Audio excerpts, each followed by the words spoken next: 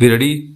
Start. Further, from a plain reading of Rule 9 of the rules, it is clear that in the first place, under Rule 9.1 of the petitioner is entitled to claim all amounts representing the value of service and labor and profit thereon by way of deduction stop. The deduction is thus allowable in entirety, subject, of course, to its due verification without any limit or restriction to a percentage or proportion to the amount received or receivable against the work contracts in respect of which such a deduction is claimed stop. However, another method for computation of such deduction is provided under Rule 9.3 of the rules stop. It is subject in its application to three alternate preconditions, one of which must be found attracted before the method of computation of deduction of value of labor and service and profit thereon may be applied stop.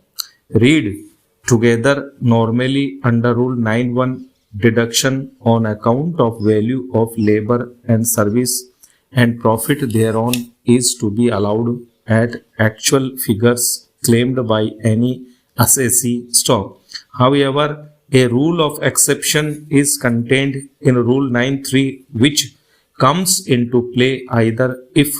first, the assessee does not show separately the value of labor and service and amount of profit accrued on such labor and service, or second,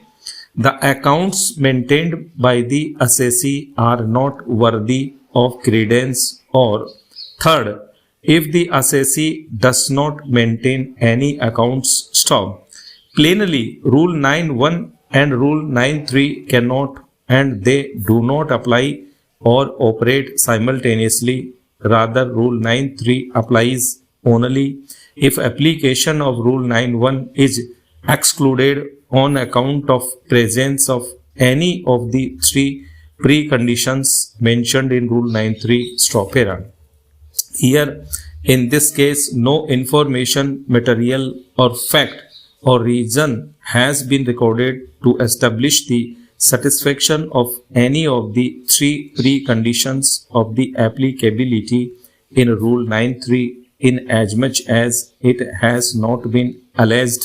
by the assessing authority in the region to believe recorded by him that the petitioner had not maintained its books of account or that they were not worthy of credence stop. On the contrary, while the reason to believe recorded by the petitioner's assessing authority is absolutely silent on this issue in the original assessment order dated 30th April 2013, it had been categorically recorded by the petitioner's assessing authority that the books of account had been maintained by the assessee and the same had been examined by him, whereafter a finding was recorded by him as to figures of safe sale of steel and cement stop. In addition thereto, the assessing authority, while making the original assessment order, had also examined the contract documents specifically in respect of payments to be made therein and observed that payments for labor charges and supplies were provided to be made separately. So, thus the third alternate condition for application of Rule 9.3 of the rules clearly and admittedly does not exist, that is, it cannot be alleged that the petitioner had not maintained the books of account stop era.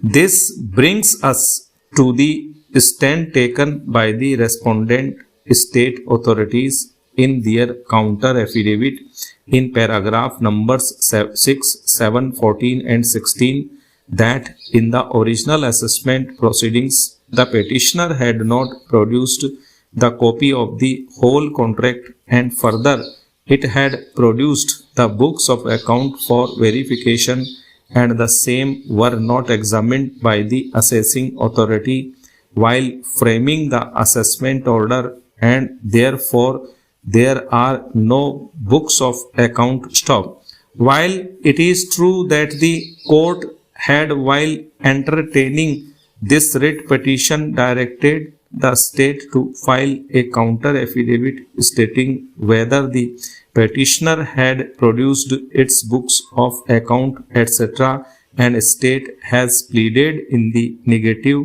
we find it difficult to accept the correctness of that averment made in the counter affidavit in face of specific findings and observations recorded in the original assessment order itself as discussed above. Stop.